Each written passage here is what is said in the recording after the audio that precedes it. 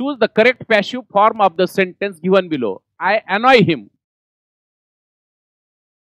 I annoy. A-N-N-O-Y. I annoy him. हे वाक्याचा काळ कोणता आहे रे? क्रियापदात कसलं रूप आहे? मूळ रूप आहे. म्हणजे सब्जेक्ट आहे, ही व्हर्ब आहे आणि ही काय आहे सांगा? ऑब्जेक्ट. म्हणजे क्रियापदाचं मूळ रूप आहे. म्हणजे व्हर्ब आहे. व्हर्बला कुठला प्रत्यय लागलाय का? म्हणजे V0 आहे. व्हर्बला जर एस प्रत्यय लागला असला VS झाला असतं. VS. जर पास्ट टेन्स असतं VED झाला असता. पास्ट पार्टिसिपल असतं VEN झाला असतं. आणि ING प्रत्यय लागला असतं VING झाला असतं. ठीक आहे, नंतर बघू.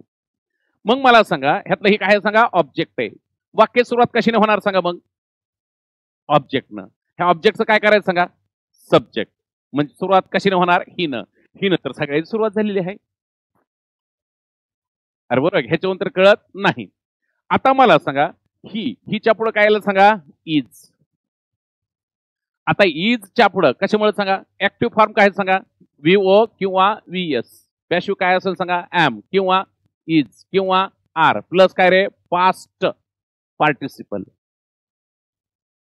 Past participle form of the verb ना. V3 म्हणायचं नाही तर काय वापरायचं सांगा? Past participle. V3 शब्द वापरायचा नाही. आयोग असं करणार आहे, हिथं पास्ट पार्टिसिपल म्हणणार आहे. आणि मग पास्ट पार्टिसिपल ह्याचं पास्ट पार्टिसिपल सांगा? हा हिच्या पुढे इज येत आहे. अनॉयचं पास्ट पार्टिसिपल अनॉइड. अनॉइडचं स्पेलिंग सांगा? ANNOY काय रे? ED. अनॉइड. आता ही past participle use as an adjective. आता हे विशेषण झालंय इथं. नाही लक्षात आलं? आता हे काय सांग? ही इज अनॉइड म्हणजे S प्लस V प्लस आता ही C झालंय. ही कॉम्प्लिमेंट आहे. आता वर्ब नाही राहिलं. Past participle is use as an adjective आहे इथं. कळतंय का मी काय म्हणतोय ते? म्हणजे क्रियापदाचं मराठीत सांगतो आता तुम्हाला तुमच्या भाषेत. क्रियापदाच्या तिसऱ्या रूपाचा वापर विशेषण म्हणून झालेला आहे. आणि अनॉइडच्या पुढं ह्या विशेषणाच्या पुढं विथ येतं. अरे कळालं का मी काय म्हणतोय ते? मग काय सांगा? अनॉइड काय असतं सांगा? Annoyed with. अनॉइडचं कसं असतं बघा इथं बघा? ANNOYED. अनॉइड विथ समबडी असतं. आणि annoyed at ANNOYED. Annoyed at पण असतं. अनॉइड ऍट काय येणार सांगा? किंवा अबाउट. आणि इथं समथिंग असतं. काही असं आहे. किती जणाला कळालं? अनॉइडचा पास्ट टेन्स सांगा? अनॉइड. Past participle annoyed. आता पास्ट पार्टिसिपल इथं काय झालंय सांगा? विशेषण.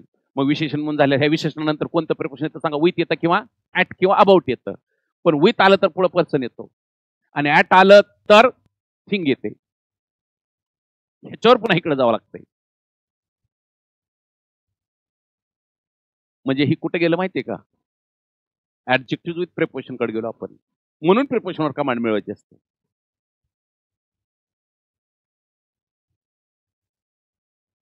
समजलं का मी काय म्हणतोय?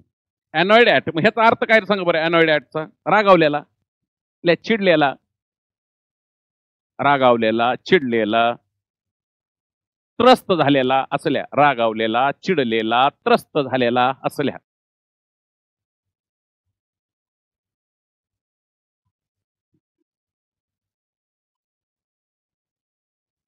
मग आता मला सांगा ह्यातलं इलिमिनेट काय होईल सांगा? बाय येणार का रे? नाही. बाय येणार नाही. अस पण येणार नाही. सांगा बरं अस काय येणार नाही? अरे आईचे ऑब्जेक्ट काय? आईचं ऑब्जेक्ट सांगा. ऑब्जेक्ट केस मी.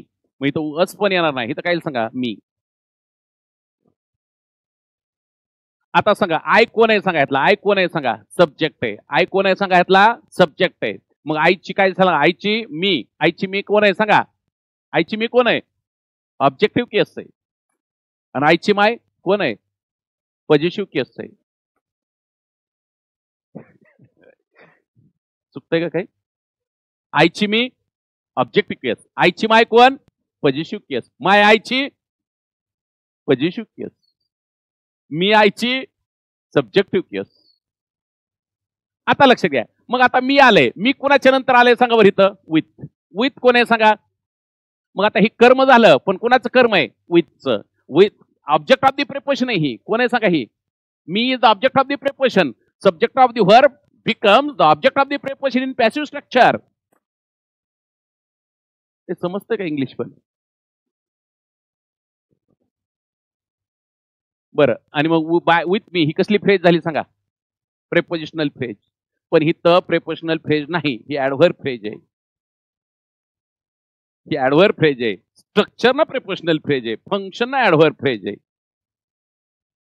कारण पार्ट्स ऑफ स्पीच पण फंक्शन आणि फॉर्म शिकायचे असतात आणि फ्रेजेस स्ट्रक्चर आणि फंक्शन शिकायचं असतं.